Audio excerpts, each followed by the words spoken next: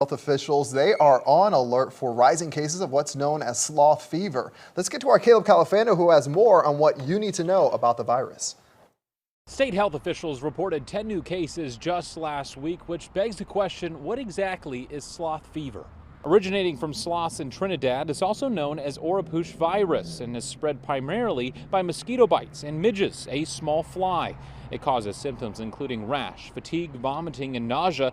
However, more severe cases have been reported in countries like Brazil.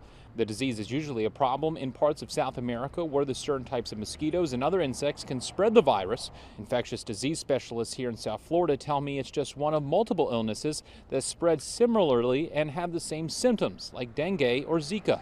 So if physicians see a patient who are coming from one of these countries that seem to have body aches and fever, that not only should they be thinking of dengue, they should also be thinking of Oropouche virus.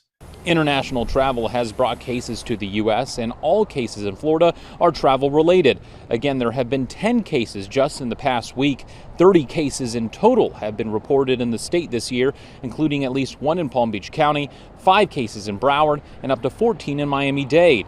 Experts say it's important if you're traveling to countries with high rates of sloth fever to be extra cautious whenever outside so you don't bring it back when you're coming home. Know that you're going to an area where the likelihood of coming across one of these viruses and bringing it as souvenir is very high. Currently, there's no vaccine or antiviral treatment for sloth fever, and experts say the best way to avoid it is to wear long-sleeve clothing and wear bug spray as well. Caleb Califano, WPBF 25 News.